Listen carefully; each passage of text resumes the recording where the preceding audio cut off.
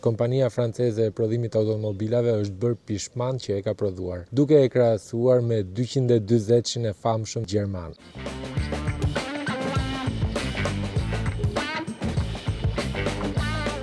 Mirë se erdhët në gjithçka rreth makinave, unë jam Iliri dhe sot do të flasim për një Renault Clio të vitit 2016. Një makinë ideale, shumë ekonomike për shoferët e rinj, për përdorim në qytet, por pse jo edhe në rrugë të gjata.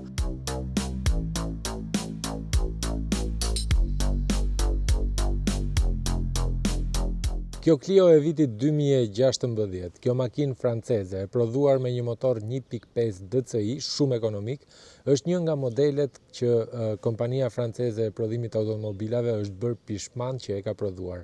Ndaj, pas kësaj serie ka vendosur që mos ta prodhoj më, duke e krahasuar me 240-shin e famshëm të Mercedesit gjerman.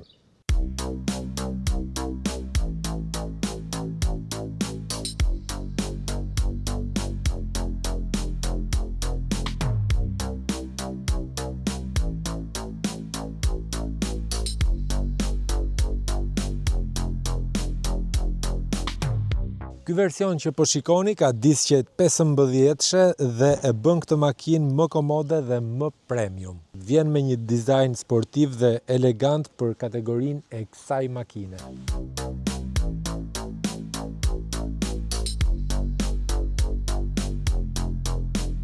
Gjithashtu, ky variant vjen me linja të lëmuara, me drita LED dhe me një grill të përparme që është karakteristike e kësaj makine, e cila tërheq vëmendjen edhe pse kanë kaluar 8 vjet nga prodhimi i saj.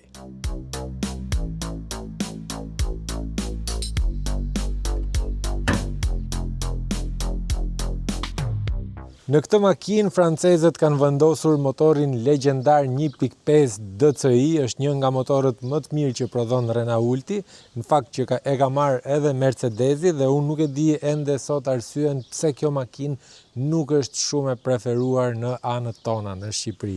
Ky është një motor me 90 kuaj fuqi, i kombinuar me një kambio manuale, shumë ekonomik, realisht e kam provuar vetë, harxhon jo më shumë se 3.5 deri në 4 litra karburant për 100 kilometra.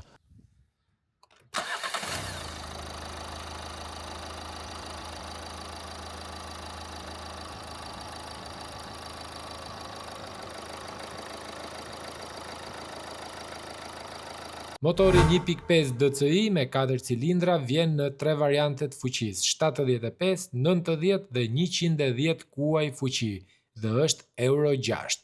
Vjen në një kambio manuale me 5 deri në 6 marshe dhe në disa modele kambio automatike EDC. Manualet janë më të mira dhe sigurisht që ky është mendimi im.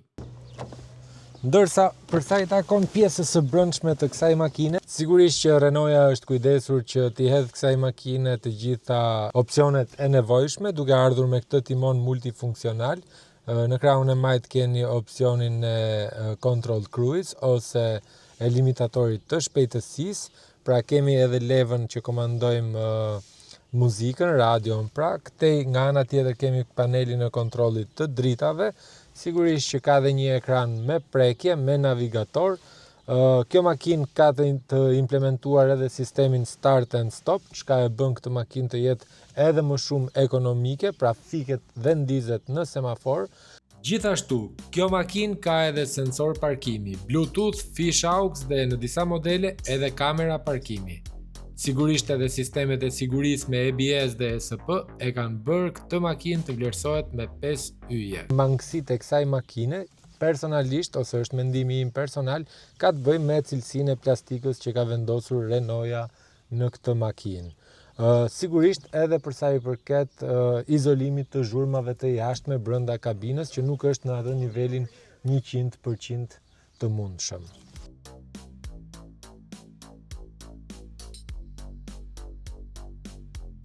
Ndërsa për sa i përket nevojave të familjarëve apo të personave që bëjnë udhëtime të gjata, kjo Clio ofron një kapacitet, një bagazh me një kapacitet rreth 300 litra.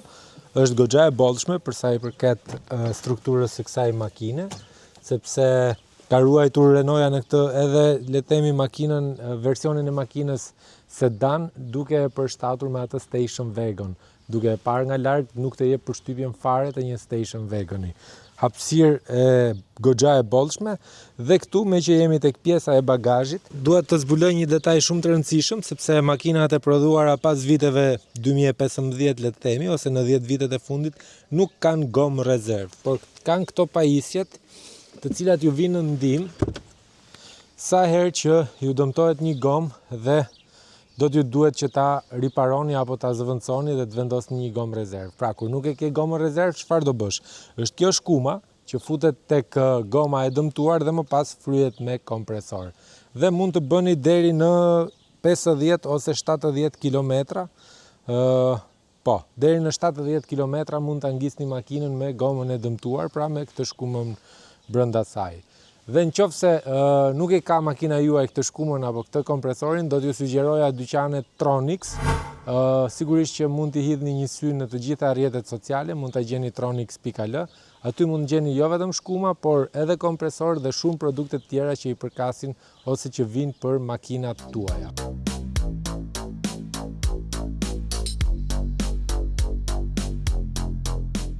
Por cila është pika më e dobët e kësaj makine? Motori 1.5 DCI është një nga motorët më të mirë ju thash, por ndërkohë kërkon një naftë shumë cilësore që ne në Shqipëri nuk e kemi për të evituar të gjitha problemet me motorin dhe injeksionin e këtij motori. Gjithashtu ju thash sa i përket akustikës që nuk është në nivelet e duhura.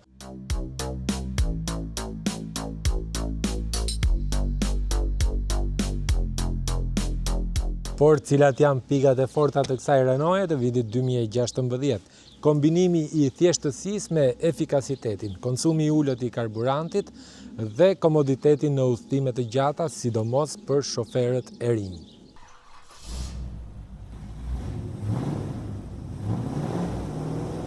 Kjo ishte gjithçka sa i takon Renault Clio të vitit 2016, një makinë e vogël, por që ofron shumë.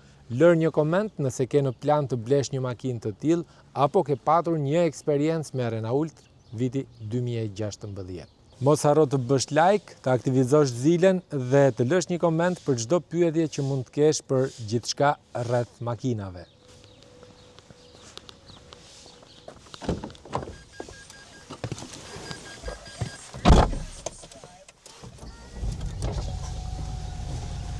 Jemi në videon e radhës.